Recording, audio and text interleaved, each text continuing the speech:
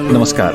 Radio थाहा संचार 99.4 megahertz Kathmandu, थाहासंचार.com र थाहा संचार नेटवर्कका विभिन्न पार्टनर स्टेशन मार्फत हामीलाई सुनिरहनुभएका प्रिय श्रोताहरूलाई सुन्नेलाई सुनको मालाको नयाँ अङ्कमा हार्दिक स्वागत छ। कार्यक्रममा हामीले युग पाठकले लेख्नुभएको उपन्यास उर्गेनको घोडा सुनाइरहेका छौं। उर्गेनको घोडा माओवादी जनयुद्धलाई आधार बनाएर लेखिएका सीमित कृतिहरूमध्येको एक हो। यो उपन्यासले छापामार मेन्दोको कथा भन्छ।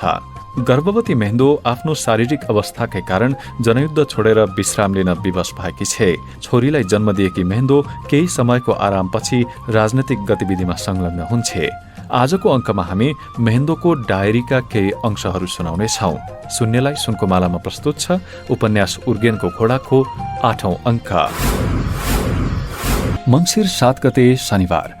आज एकजना स्वास्थ्यकर्मी लिएर दिग्विजय दाई मेरो स्वास्थ्य स्थिति बुझ्न आएका थिए। उनले सुनाए 4 दिन अघि मात्र सुमेरु आक्रमण गरेर उकालो चढेको जनसेनाको डिभिजन यही पहाडमा आइपुगेको रहेछ। चिसो पहाडको जडीबुटीले यिनको सुत्केरो त उतारिसकेछ हैन त? ठट्टाको शैलीमा दिग्विजयले स्वास्थ्यकर्मी साथीसँग सोधे। मृदुभाषी लाम्चो अनुहारको डाक्टरले चस्माभित्रबाट मलाई पुलुक्क हेर्दै मुस्कुराएर जवाफ फर्काए।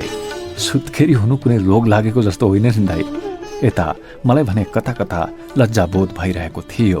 मैलो र जताततै च्यातिएका लुगा लगाएका केटाकेटी टाढाबाट कौतूहलता साथ ती नौला मान्छेलाई हेरिरहेका थिए। सिलेक्मो दिदी आफ्नो घरेलु धन्दामा भित्र बाहिर गरिरहेकी थिइन्। डाक्टर साथी मलाई जाँचेर हिँडिहाले। उनले सुमेरु आक्रमणमा घाइते भएका साथीहरूको उपचारको लागि पुग्नु थियो। मेरो छेउमा चकटीमा बसेका दिग्विजय भने केही बेर गफिने सुरमा थिए। झोलाबाट ल्यापटप झिकेर काखमा राख्दै उनले भने, सुमेरु आक्रमणमा सामेल हुने मौका मिल्यो मेन्दो। लडाईँको अद्भुत भिडियो खिचेको छु, हेर्छौ। उनलाई साथीहरू इन्टरनेट दाई पनि भन्थे। इन्टरनेट बारे उनले बताएको कुराले सबैलाई आश्चर्यचकित पारेपछि उनको त्यो नयाँ नाम जनसेनामा चर्चित भएको थियो। कौतूहलले शारीरिक कमजोरीलाई पनि जित्दो रहेछ। म उठेर धुरीको खामोमा अडिएर बसे।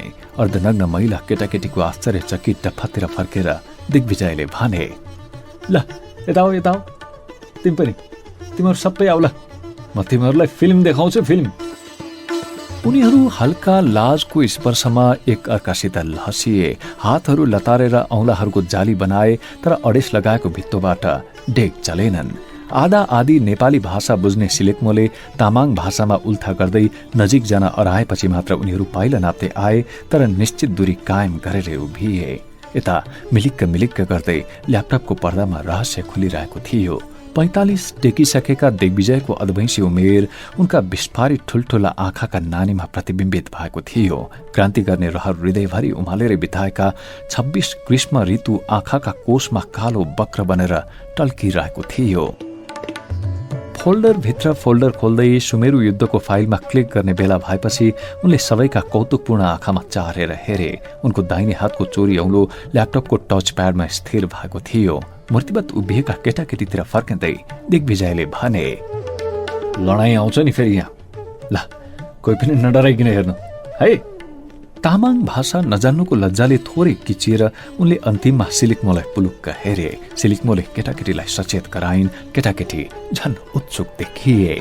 बास बस्न लागेका चराचुरुङ्गीको चर्को चिरबिरसँगै जंगलको सुसेलो र खोलाको कलकल मिसिएको आह्लादकारी संगीत विशुद्ध प्राकृतिक भाकामा बज्यो। संगीतको त्यो भाका फुट्न साथ चराहरूको उड्दै गरेको हुल जतातिर बग्यो, ठिक त्यतातिर पुडको डाँडाको हरियो पृष्ठभूमिमा अस्ताचल नजिकै देखियो र रातो घामको स्पष्ट चक्का दृष्टिगोचर भयो। क्षणभरमै दृश्य बगेर वरवर आउन थाल्यो र बगरमा फर्मेशन बाँधेर हिँडिरहेको जनसेनाको लामो लस्कर देखियो, जो हिँडिरहन्थे अनि बास बसेर फेरि हिँड्ने सुरसार गर्थे। यी यायावरहरू हातमा चिम्टा बोकेर परमात्माको खोजीमा निस्किएका जोगी जस्ता थिएनन्, बरु सबै जसोका काँधमा बन्दुक थिए। थरी थरीका बन्दुक, राइफल, एसएलआर, शटगन, 303, AK-47 इत्यादि। झोलाभरि बम गोला, कसै कसैका काँधमा तोप र रकेट लन्चर। निधारमा चन्दनको 3 धर्के टीका थिएन, बरु शहीद परिवार र गाउँलेले विजय प्राप्त गर्ने आशीर्वाद स्वरूप लगाइदिएका राता अक्षताको टीका थियो। लस्कर क्रमशः उकालो चल्न थाल्यो। उनीहरूको कम्ब्याक्ट पोसाकमा टल्किरहेको रातो घामका किरण पनि क्रमशः ओझेल पर्न थाले। अब कालो जंगलको मधुरो सुसाहट मात्र सुनिन थाल्यो। दृश्य बदलियो। लालटेनको उज्यालोमा खाना खान लागेका छापामार केटीहरू लजाएर हेर्छन् र क्षणभर अल्मलिन्छन्। उनीहरू मुखामुख गरेर मुस्कुराउँछन् तर केही बोल्दैनन्। कुनै अज्ञात स्थल र अज्ञात घरको आँगनमा बसेर खाना खाइरहेका छापामारको छेउमा बन्दुक र झोलाहरू छन्। लालटेनको उज्यालोमा उनीहरूको अनुहार लाल लाल देखिन्छ। दृश्य फेरि बदलियो। टिनले छाएको अज्ञात भवनभित्र जनसेना हार मिलाएर बसेका छन्। उनीहरूको बीचबीचमा लालटिन बलेका छन्। बन्दुकका नाल लहरै ठाडो परेर मानिसकै लहर अनुरूप उभिएका छन्। सबैका जोर आँखाले जतातिर ताकिरहेका छन् त्यो स्थान केही अग्लो छ। स्ट्यान्डमा आई स्केच नक्सा छ। नक्साको छेउमा उभिएको मझौलो कदको कमान्डरले रातो तारा भएको कम्ब्याक टोपी लगाएको छ। उसको टोपीको ठिक मास्तिरबाट पछिल्लोतिरबाट भित्तामा सुमेरु ब्यारेक खान्नको लागि तयार पारिएको ब्याटल नक्सा देखिन्छ। नक्सा अझ नजिकबाट देखियो तर नक्साको किनारमा लेखिएका किरिङमिरिङ अक्षरले के भनेका हुन् बुझ्न सकिन्नथ्यो। अब कमान्डरको कोचिङ प्रष्ट शब्दमा सुन्न सकिन्थ्यो र उसको दारीले छपक्क छोपेको बाटुलो अनुहारमा चम्किरहेका आँखा पनि प्रष्ट देखिन्थे। आँखाभन्दा ठिक मुन्तिर गालामा केही उठेको ढिलले उसको अनुहारलाई भिन्न बान्किदिएको थियो। हातमा लिएको लौरोले पटक पटक ऊ नक्सामा देखाएर सुमेरु आक्रमणका लागि तयार गरिएको ब्याटल प्लान र ब्याटल ट्याक्टिक्सको विस्तृत व्याख्या गरिरहेको थियो। सुमेरु आक्रमणको ऐतिहासिक महत्व छ साथीहरू। 2007 साल माघ 27 गते राणा शाहीको विरुद्ध लडिरहेको मुक्ति सेनाले सुमेरु कब्जा गरेको थियो। त्यति बेला सुमेरुमा मुस्किलले 12-15 घर थिए। जाडो महिनाभरि चिउरा कुटेर बेच्न बस्ने मान्छेहरू गर्मी लागेपछि डाँडा उक्लिन्थे र सुमेरुतिर फर्केर पनि हेर्दैनथे, किनभने गर्मीमा त्यहाँ औलो लागेर मान्छे ठहरै हुन्थ्यो। त्यो सानो बजार बाहेक सबै भूगोल पारिजातको जंगलले ढाकिएको थियो। कोचिङ सुनिरहेका जनसेनाका अनुहारहरू एक एक गर्दै देखिन थाल्यो ल्यापटपको पर्दामा। उनीहरूको आँखा उत्सुकताको अधिकतम मनोवेगले विस्फारित थिए। अर्को रातका लागि तय गरिएको लडाईँमा होमिने हौसलाको उद्वेगले निन्द्रा र थकाइमाथि सहजै विजय प्राप्त गरेका थिए उनीहरूले। सुमेरुको इतिहास सुन्दा सुन्दै कोही कोही आश्चर्यपूर्वक नजिकको साथीसँग काने खुसी पनि गर्दै थिए। मुक्ति सेनाको बहादुरी र शौर्यको कल्पना मात्रले लामबद्ध युवा युवतीको मस्तिष्कलाई उद्वेलित गरिरहेको थियो। एउटी काली केटी पर्दामा देखा परी र निकै बेर आफ्ना ठुल्ठुला आँखाले ल्यापटपमा आँखा लगाएर बसेको मानिसलाई हेरिरहे। मैले ख्याल गरेँ उसको च्यापुमा एउटा गहिरो खत टल्किरहेको थियो। सायद कुनै युद्ध मोर्चाको उपहार होला। अचम्मको कुरा के भने त्यो खतले उसलाई अझ सुन्दर बनाएको थियो। साथीहरू, मुक्ति सेनाका बहादुर योद्धाहरू पनि यही माटोमा उब्जिएका थिए र हामी इतिहासको त्यो अधुरो मिशन पूरा गर्ने लडाईँमा लाम लागेका छौं। महान एवं गौरवशाली जनयुद्ध यति बेला ऐतिहासिक मोडमा छ।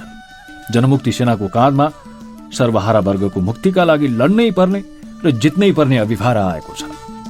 दुश्मनले संकटकाल लगाएर जनताको जति संख्यामा हत्या गरेको छ त्यसको बदला लिएर मात्र हामी फर्किन्छौं। जनमुक्ति सेनाको जित सुनिश्चित छ। जनमुक्ति सेनाको जित सुनिश्चित छ। कमान्डरको लाल सलाम फर्काउन बन्दुक बराबरको उचाइमा ठडिएका हातहरूको टुप्पोमा दर्जनौं मुट्ठी एक साथ उठ्दा बडो सुन्दर देखिन्थ्यो। ल्यापटपको पर्दामा स्ट्यान्डमा ठाडो गरेर अड्याइएको नक्सा नजिक नजिक आउन थाल्यो अनि रोकियो। त्यहाँ शाही सेनाको सुमेरु ब्यारेकको चित्र देखिन्थ्यो, काँडे तारले घेरिएको। मलाई युद्ध मोर्चामै छोकी जस्तो अनुभूति भइरहेको थियो। कता कता उत्तेजनाले रिङ्गटा पनि लाग्न खोज्दै थियो। तत्कालै बदलिएको दृश्यमा कुनै अज्ञात पहाडी गाउँको स्कुल देखिन्थ्यो। टिनको छाना मुन्तिर बलिसीमा स्कुले केटाकेटीहरू लहरै उभिएका थिए। चप्पलको अनुभव नपाएका खुट्टाहरू कालो मैलको रङले रङ्गिएका थिए। कट्टुमाथि दागी दागको चित्र बनेको आकाशे रङको स्कुले सर्ट लगाएका थिए, तर टाँक चुनिसकेका हुनाले पराजित मुलुकको झण्डा झैं तिनीहरू हावामा हल्लिन्थे। ती दृश्य गाउँलेको लागि अनौठा हुँदै होइनन्। चौरमा जनसेनाको फौज रोल कलका लागि उभिएको थियो। कमान्डरको आदेश भुइँमा खस्न नपाउँदै ग्र्याप ग्र्याप आवाज साथ सेना गोडाफाट र सतर्कको पोजिसन लिन्थ्यो। कम्युनिस्ट अन्तर्राष्ट्रिय गीत गाइरहेको ल्यापटप भित्रको जनसेनाको फर्मेसन हेर्दै दिग्विजय पनि गीतको भाका गुनगुनाउँदै थिए। त्यसपछि मौन धारण। मुट्ठी उचालेर 1 मिनट शहीदलाई स्मरण गरेपछि फौज लाइन मिलाएर चौरबाट निस्केको देखियो। हुण्डरी आउनु अघि प्रकृतिले उत्पन्न गर्ने विराट अन्ध शून्यताको स्थिति ल्यापटपको पर्दामा देखेपछि युद्ध उन्मादको झझल्कोले मलाई बाँधेर ल्याउँछ। फायर खोल्नुभन्दा क्षणभर अघि यस्तै विराट शून्यताले युद्ध मैदानलाई घेर्छ। सबै वीरहरूले पोजिसन लिइसकेका हुन्छन्, सबका औंलाहरू ट्रिगरमा उनिएका हुन्छन् अनि झोलाभित्रको बम पड्कने आकांक्षाले प्रेरित भएर मानिसको मुटु झैं धड्कन उत्पन्न गरिरहेको हुन्छ। हावा रोकिए जस्तो, रुखहरू भयाक्रान्त भएर हाँगा हल्लाउन छाडे जस्तो, चराहरू चुपचुप भन्दै एक आपसमा मौन संवाद गरिरहे जस्तो, फूलहरू आत्महत्या गर्दै हाँगाबाट झर्न खोजे जस्तो, मानव वीरहरूको टाउकोमा पत्रदल बर्साउन खोजे जस्तो। बाक्लो जंगलले घेरिएको ब्यारेकभित्र बलिरहेका बत्तीहरू अनिष्टको आशंकाले झ्यापझुप निम्नु अघि शाही सेनाको जवान हर्र हुर्र दौडेको देखियो। बत्तीहरू झ्याप्प निभेपछि अँध्यारोले संसार लपेटे चाहिँ भयो। चकमन्न अँधेरी रात भएको हुनाले दृश्यहरू त्यति स्पष्ट थिएनन्, तर जनसेनाहरू क्रलिङ गर्दै बढिरहेको झलक अस्पष्ट दृश्य देखिन्थ्यो।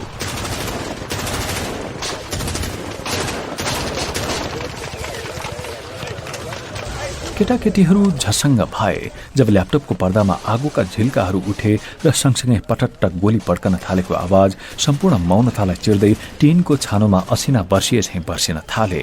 दोहोरो लडाईँको डरलाग्दो दृश्यले हामी सबैलाई कम्पायमान पारिरहेको थियो।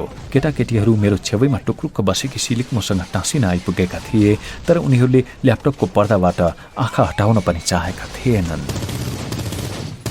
जाम परेको दृश्यमा आगोका झिल्का, बमले उकलेका लपका अनि बेला बेला ऐया ऐया भन्दै चिच्याएको आवाज सुनिन्थ्यो। अनि सुनिन्थ्यो कमान्डरले माइकबाट गरिरहेको कासन, जो शाही सेनाका जवानहरूलाई सम्बोधन गर्दै भन्दै थिए कि शाही सेनाका जवानहरू, हामी जनमुक्ति सेना हौ, आत्मसमर्पण गर, हामी फायर रोकिदिन्छौं, नत्र धुलो पिठो हुनेछौ। देशलाई चुसेर सत्यानाश पार्ने राजाका लागि किन ज्यान फाल्छौ। ब्यारेक भित्रबाट आएको आवाज भने थोरै मात्र बुझिन्थ्यो। कोही भन्दै थियो, ठट्टा हो, मर्न आयो, अब जिउँदो कोही पनि रहँदैन। भीषण लडाईँको दृश्य आँखै अघिल्तिर देख्दा कता कता डरले पखेटा फिजाउन थाल्यो। मलाई लाग्यो साँच्चैकै लडाईँमा भिड्नुभन्दा आत्मीयहरूले लडेको हेर्नु डरलाग्दो हुँदो रहेछ। तैपनि रणमैदानमा स्वयं उत्रनुको रोमाञ्चकता भन्दा भिन्न हुँदो रहेछ अरू नै लडाईँको पर्दामा हेर्नु। धरती थर्कने आवाजमा बम र माइन विस्फोट हुन्थ्यो र आगोका अग्लो लपका उठेर हराउँथ्यो। भयानक लडाईँको विस्फोटक आवाजलाई चिर्दै बेला बेला भित्ताहरूमा प्रतिध्वनित हुँदै आइरहे झैं ध्वनि सुनिन्थ्यो, ठोक ठोक भन्ने। अनि आहा, अय्या मरे जस्ता ध्वनिहरू सुनिन्थ्यो। एउटा सुकेको ठुटो हुरहुरी बलिरहेको देखियो अनि त्यो ठुटोको नजिकै खोल्सामा सुतेर टार्गेट गरिरहेका क्रान्तिकारी साथीको धमिलो धमिलो आकृति पनि देखियो। उसको दायाँ बायाँ निश्चित दूरीमा उसै गरी रुख र ढिस्कोको छेलबाट लडिरहेका क्रान्तिकारीहरू लहरै देखिन्थे। उनीहरूभन्दा अलि अघि बढिसकेको कुनै ग्रुपले रकेट लन्चर पड्काएको आवाज र आगोको लपकासँगै उडेर गएको रकेट सेल खसेको स्थानमा भएको विस्फोट अनि लागेको आगो समेत ल्यापटपको पर्दामा देखियो। खोल्सोमा सुतेर लडिरहेको योद्धाले चतुर्यपूर्वक द्रुत गतिमा टाउको घुमाएर दायाँ बायाँ हेर्यो र मोब भन्दै फुत्रुको उफ्रेर पोजिसन लियो। ऊ जंगलभित्र अलग भइसकेको थियो। ब्यारेकभित्र लागेको आगो अब फैलिन थालेको थियो र ब्यारेकको भित्री भाग देखिने गरी उज्यालो पोखिदिएको थियो। ल्यापटपको त्यो दृश्य सुदूर कतै लागेको आगो जस्तो देखिन्थ्यो र अँध्यारो रातमा अकस्मात धरतीको त्यही टुक्राबाट सूर्य फुत्त निस्किए झैं लाग्थ्यो। भर्खरै फुत्रुको उफ्रिएको साथीलाई ल्यापटपको दृश्यले पछ्याइरहेको थियो। ऊ घस्रिँदै अघि बढ्दा उसको दाहिने हातमा अडिएको बन्दुक र ढाडको झोला बडो सुरक्षित रहन्थे। ऊ फेरि पोजिसन लिन्थ्यो, ग्रेनेड फ्याँक्थ्यो र घस्रन थाल्थ्यो। उसलाई दायाँ बायाँबाट अरू योद्धाहरूले पछ्याइरहेका थिए।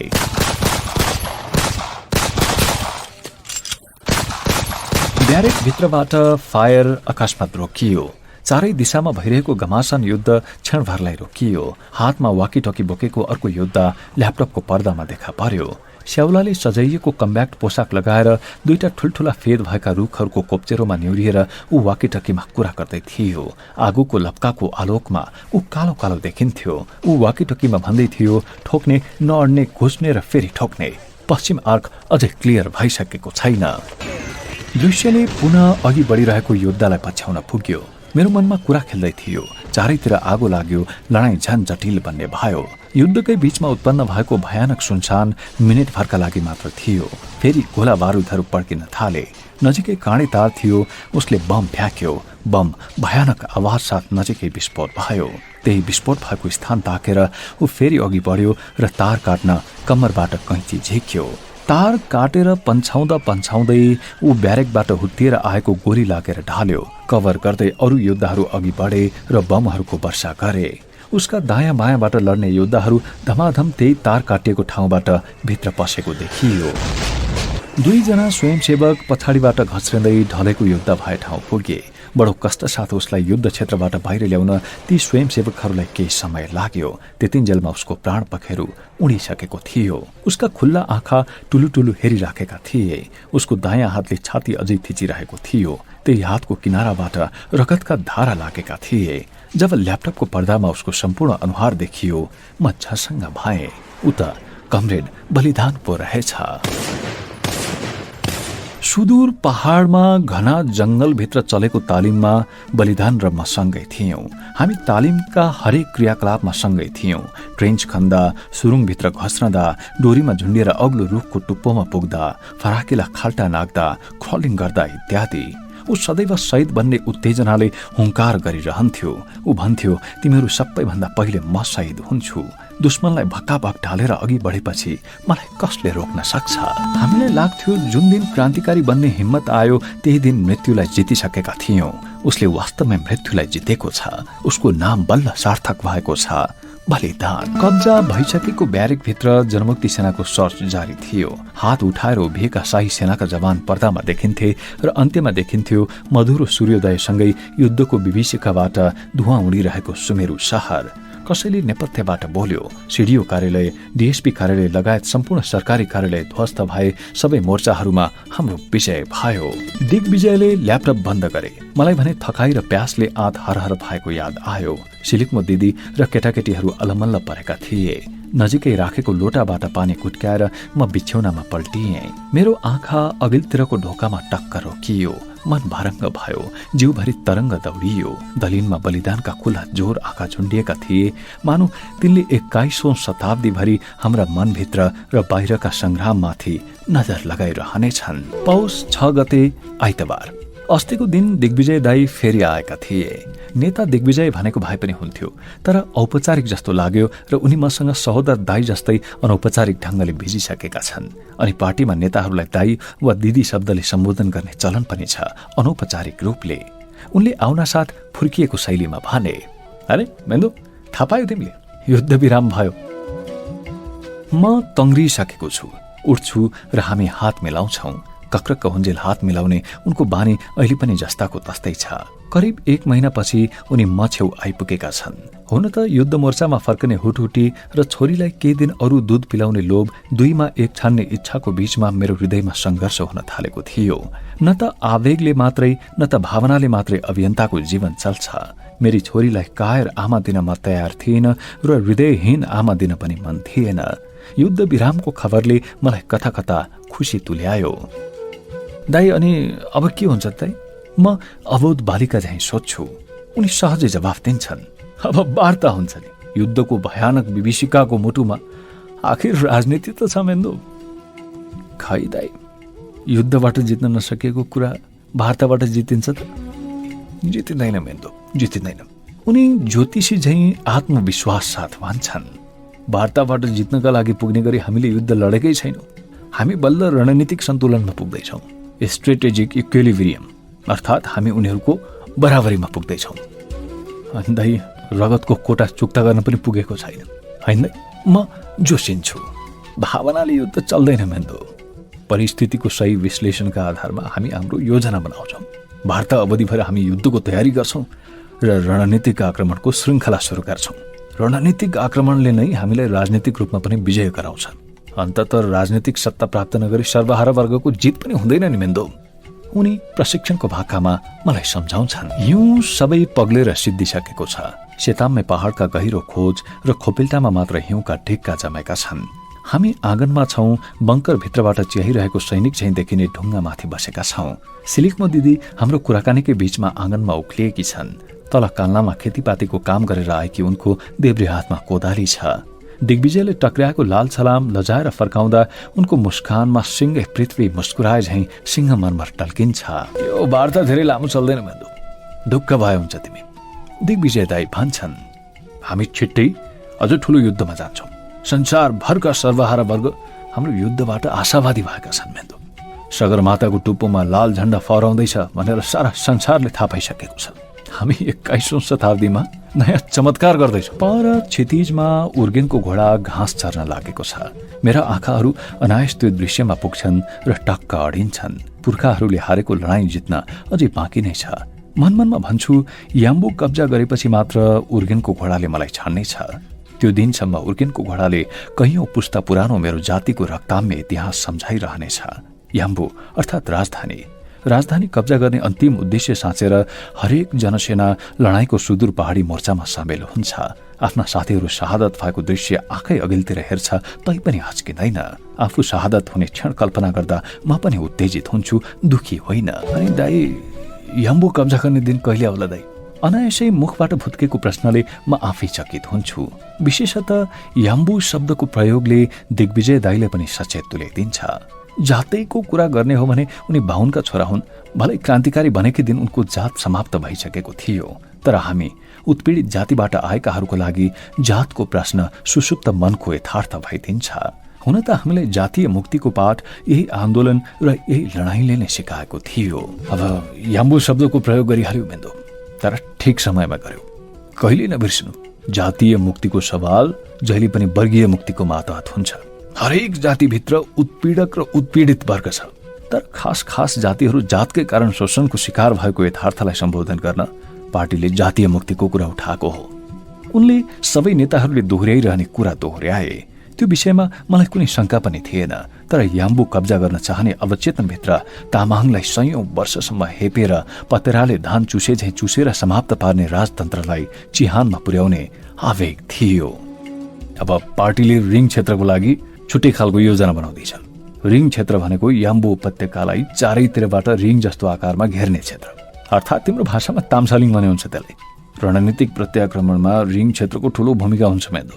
त्यही रिङलाई आधार बनाएर हामी याम्बु हमला गर्नेछौँ।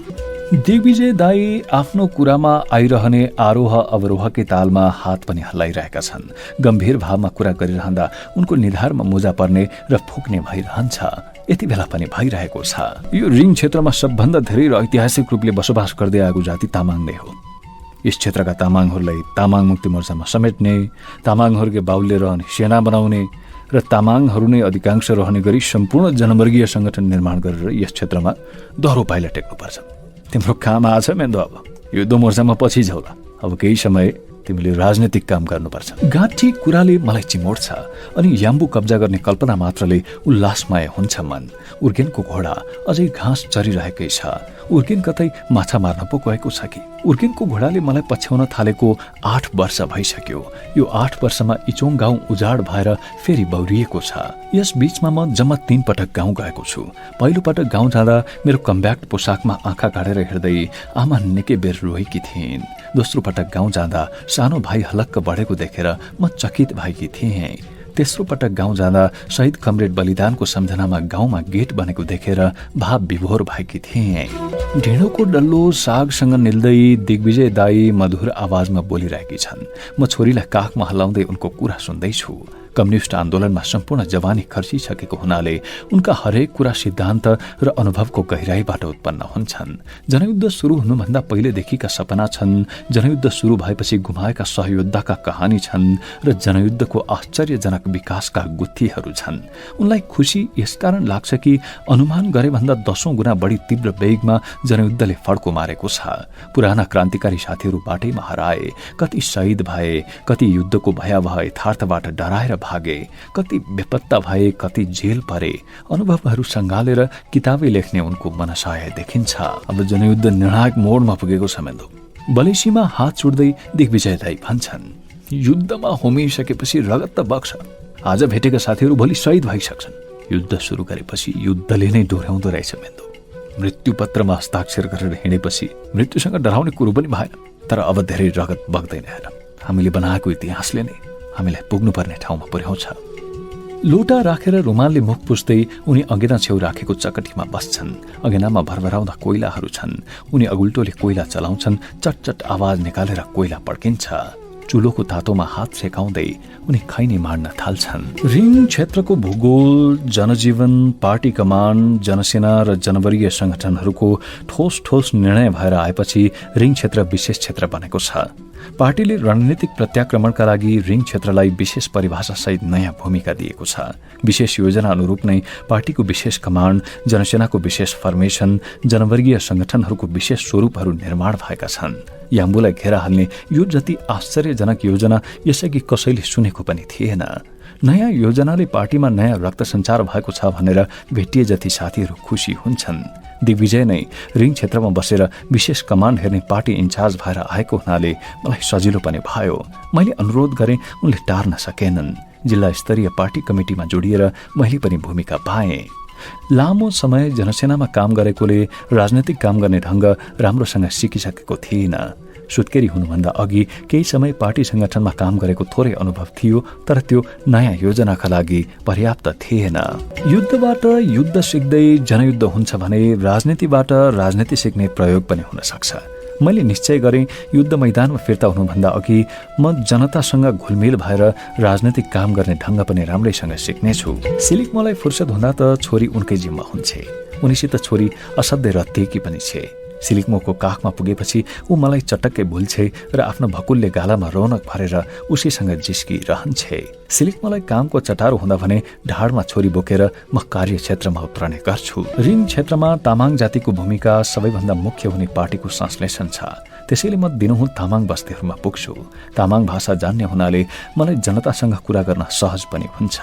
युद्ध विरामका कारण लडाईँको खबर कतैबाट आउँदैन आजकल। शाही सेना गस्तीमा त आउँछ रे, तर गाउँका केटीहरूलाई जिस्क्याएर पँधेरनेर उभिन्छ रे अनि फर्किन्छ रे।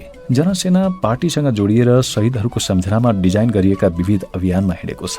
सांस्कृतिक टोलीहरू खुलेर रिहर्सल गरिरहेका छन्। गीत, नृत्य र अपेराहरू प्रदर्शन गरेर जनतालाई ती सबै कुरा कुशलतापूर्वक सिकाइरहेका छन्, जुन कुरा सिकाउन नेतालाई कैयौं दिन लाग्छ। संगीत, कला र साहित्यको मनोहारी शक्तिबारे हाम्रो बीचमा बाक्ले छलफल पनि हुन्छ। स्थिर दिनहरूले फेरि गति पक्रिएका छन्। घट्टको चक्र झैं समय चल्न थालेको छ। दिनहरू बितेको पत्तै भइरहेको छैन। गाउँ गाउँमा पुग्नु, भेलाहरू आयोजना गर्नु, भाषण गर्नु, अगेनाको छेउमा बसेर मेमे, माम, आवा, आमा, नाना र आङ्गाहरूसँग कुरा गर्नु, उनीहरूलाई तामाङको पुर्खाले गुमाएको आदिभूमि तामसलिङको कुरा सम्झाउनु, तामाङहरू भागेर दूर दूर भिरपाखा खोज्दै भाग्ने गरेको यथार्थ सम्झाउनु र सङ्गठित गर्दै जानु, यी तमाम कामले मलाई दिनभरि व्यस्त राख्छन्। है छोरी, हामीलाई त राजनीति थाहा छैन। रक्सीको नसामा चुर मेमेले उदास हुँदै भनेको यो वाक्यले मलाई झट्का दिएको थियो। उनी खस्रुको सुकेको पातमा सुर्ती बेर्दै थिए। 4 जना मेमेहरू झुरुप्प भएर पिँढीमा बसेका थिए। उनीहरूमध्ये 3 जना उत्तरपट्टिको सुदूर बस्तीबाट सगुन लिएर आएको तथ्य सुरुमै थाहा पाइसकेको थिए, बिहेको सगुन। बुढाहरूको मुखबाट निस्किरहेको बाफले जाडो र रक्सी दुवैको गन्ध बोकेको थियो। तामाङ भाषाका शब्दहरू मात्र मेरा सबै कुरा बुझाउन अपर्याप्त थिए। मैले नेपाली भाषाका शब्द पनि मिसाउनु परिरहेको थियो र जे नयाँ शब्द आउँथे ती सायद उनीहरू कमै बुझ्थे। तैपनि म सरलीकृत गरेर बुझाउने कोसिस गरिरहेको थिएँ। शब्दहरूको व्याख्या गर्नुपर्ने हुनाले बीच-बीचमा कुरा अल्मलिन खोज्थे। मैले भने, कुरो हाम्रो जातिको पनि हो मेमे। तामाङको आफ्नै देश पनि थियो भन्ने कुरा तपाईले भुल्नु त भएको छैन होला नि। देश मात्रै कहाँ हो र नानी, तामाङ राजा रानी पनि थिए। बिडीको सर्को तानेर हावामा धुवाँ फुक्दै अर्का मेमेले भनेको यो वाक्यले मलाई उत्साहित बनायो। ओ, त्यही त म भन्न खोज्दैछु नि मेमे। हिम्मत साथ मैले थपेँ। धेरै वर्ष अगाडि तामाङ लडाकु जाति थियो। कसैसँग झुकेको थिएन। हेर्नुहोस्, सोझो जात भएकोले तामाङलाई छल गरेर भिर पहारातिर खेद्ने राजाको सन्तान अहिले याम्बुको ठुलो दरबारभित्र बस्छ। त्यही शासन ढालेर तामाङको स्वाभिमान जोगाउन हामी युद्ध लड्दैछौँ। उनीहरूको आँखामा कुनै चमक देखिएन। कुरोको प्रभाव परिरहेको छैन भन्ने बुझेपछि ममा वैराग्य उत्पन्न भइसकेको थियो। चाउरी परिसकेको अनुहार मतिर फर्काउँदै अर्का मेमेले सोधे, राजासँग लड्ने? अनि त हामी लडिरहेका छौँ नि। मैले गर्वसाथ जवाफ दिएँ। अब कुरामा उनको चाख बढेको थियो। अनि नानी, लडाई खेलेर तामाङको देश आउँछ त? अलग्गै देश त आउँदैन मेमे। नेपालभित्रै हाम्रो अलग राज्य हुन्छ। हाम्रो भाषा, संस्कृति, पहिचान र हाम्रो इज्जत फिर्ता ल्याउने हो। राजा भनेको टाठा बाटाको नेता हो। राजाको सत्ता हटाएर अर्को राजा ल्याउनु के काम? अब हामी आफैले आफ्नो शासन चलाउने, आफैले नियम बनाउने, आफैले विकास गर्ने र आफ्नो खुट्टामा आफै उभिने भनेको गरिबको शासन, सर्वहारा वर्गको शासन ल्याउने कुरो राम्रो छैन त मेमे। अहिलेसम्म चुप लागेर कुरा सुनिरहेका मेमेले रक्सीको एक घुटको स्वाट्ट पारेर भने, यस्तो कुरा नगर छोरी, हामीले केही जानेको छैन, बुद्धि पनि छैन, हामीले के शासन गर्छौँ? उनको अनुहारमा पोतिएको अविश्वासले मलाई गम्भीर सङ्कटमा पारिदिन्छ। सङ्कट मोचनको अर्को पाइलो स्वरूप मैले भने, अब तामाङ जातिलाई राजाले पनि हेप्यो, राणाहरूले पनि हेपे, हाम्रा छोराछोरीलाई भोटे भनेर अहिले पनि हेप्छन् कि हेप्दैन? हाम्रो बुद्धि छैन भनेर राजाको मान्छेले भनेको हामीले पत्याएका छौँ। हामी जातले बुद्धि नभएको कहाँ हो र मेमे? भिरपाखामा कोरिया खन्दा खन्दै हाम्रो जुनी बेच्छ, सहर बजारमा भरिया मजदुर, रिक्सा तान्ने, ठेला तान्ने काम मात्र गरेर हाम्रो दाजुभाइहरूको दिन बित्छ। दिदीबहिनीलाई बम्बईमा लगेर बेच्दैछन्, कतिलाई सर्कसमा खेलाएर जिन्दगी नै बर्बाद पार्दैछन्। दिमागको काम गर्ने ठाउँमा हामीलाई पुग्नै दिँदैनन् मेमे। अनि कसरी बुद्धि बढ्छ त? हाम्रो पुर्खाले यम्बुमा खेतबारी बनाए, देश बनाए, हाम्रो पुर्खाले अग्लो अग्लो पहाडमा दरबार बनाए, तर उनीहरूले मारेर धपाइदिएपछि बाँचेका पुर्खा भिर पहाडमा लुकेर बसे। हामी किन यति धेरै लुकेर बस्छौँ मेमे? पक्कै पनि छाला तरेर डरलाग्दो यातना दिएर हाम्रो पुर्खालाई धपाइएको होला। अब हामी डराउनु पर्दैन मेमे। तामाङको मुक्ति गर्न हामी आएका छौँ। सबै जातका मान्छे, सबै दबेका जातलाई इज्जत दिलाउन लडिरहेका छौँ हामी। यो नौलो यथार्थ होइन मेमे। धेरै कुरा हामीलाई थाहा छैन, त्यसैले हामी पछाडि पर्यौँ, तर अब थाहा पाउनुपर्छ है मेमे। आफैले बोलेका कुरा आफैलाई नौलो लागेको थियो। दिग्विजय दाइले ल्याइदिएको तामाङ जातिको इतिहासको किताब मैले पढेकी थिएँ। त्योभन्दा धेरै अघि बालखैमा आबाले खोज गरेको किम्बदन्तीहरूको इतिहास, उर्गेनको इतिहास, सेतो घोडाको इतिहास सबै मेरो रगतमा हर क्षण बगिरहन्छन्। श्वास प्रश्वासमा कम्पायमान भइरहन्छन् र उर्गेनको सेतो घोडा हरपल मेरै वरिपरि भइरहे झैँ आभासले मलाई चमत्कृत गरिरहन्छ। मेमेहरूसँगको लामो बातचित सकेर निस्कने बेला उनीहरूमध्ये कसैले भनेको कुराले मेरो कान टाठा भए। होइन, यो रूपजनको कुरा बोकेर आएछ है, क्रान्तिकारी पनि। मेमेहरूसँगको लामो बातचित सकेर निस्कने बेला उनीहरूमध्ये कसैले भनेको कुरा सुनेर मेरा कान टाठा भए। मलाई लाग्यो मैले जति बुझाउन सकेँ त्यति रूपचन्दले पनि बुझाइसकेका रहेछन्। त्यसमा मेरो आवाको पनि योगदान होला भन्ने अनुमान गरेर म बसीभूत भएको थिएँ। मेमेहरूले मेरो कुरा बुझेछन् भन्ने अनुभूतिले यतिन्जेलको थकाइ बिर्सिए झैँ लाग्यो। पाइलाहरू हौसिएर अगाडि बढे। बाटोमा उर्गेनको घोडा उसै गरी भेटियो, प्रति छाया जस्तो, अनुभूतिको अगम्य पत्र जस्तो, पानी रङको ढलपलाउँदो यथार्थ जस्तो। यति बेला उर्गेनको घोडा देखेर मलाई ज्वरो आउँदैन, बरु ऊर्जा बढ्छ। उर्गेन मेरा आवाका पुर्खा थिए वा आमाको भन्ने मलाई थाहा छैन, तर उनी तामाङको पुर्खा थिए भन्नेमा मन विश्वस्त छ। 8 वर्ष भयो उर्गेनको घोडा देख्न थालेको, तर उर्गेनलाई धमिलो आकृतिभन्दा बढी देखेको थिएन। आज सेतो फेटा गुथेर घोडामाथि सवार भएका उर्गेनलाई मैले नजिकबाट र स्पष्टसँग देखेँ। उनको कम्मरमा तरबार, काँधमा धनुष र ढाडमा बाणहरूले भरिएको ठोक्रो थियो। मैले आश्चर्यको अनुभूति गर्नै नपाई उर्गेनले बिजुली गतिमा मलाई तानेर घोडामा चढाए र आकाशमा बिजुली चम्किए झैँ घोडा दगुर्यो। अर्धबेहोसीले भुइँ कुहिरोले छोपे झैँ छोपेपछि चेतना शून्य स्थितिको बोध भयो। शरीरमा चिसो हावाको स्पर्श अनुभव हुन साथ मेरा आँखा खुले। सिलेकमा दिदीले बच्चीलाई फुल्याउन लोरी गाउँदै थिइन्। तामाङ भाषामा लोरीको महक भिन्नै थियो। म आफूलाई आँगनमा भेट्टाएर सम्हालिँदै भित्र पसेँ। म निकै छिटो कुदेर आइपुगेकी थिएँ क्यारे। खुट्टाहरू दुखेका थिए, सास बढेको थियो अनि शरीर फतक्क गलेको थियो। साँच्ची आज बिहानै फुर्सद मिलाएर पल्लवी आई। हामी अँगालो हालेर खुब रोयौं। हामीलाई छुट्टिन गाह्रो हुँदो रहेछ। म शहीद भएँ भने ऊ कति रुन्छे होली। त्यो स्थितिको कल्पना गरेर म भाव विभोर भइरहन्छु।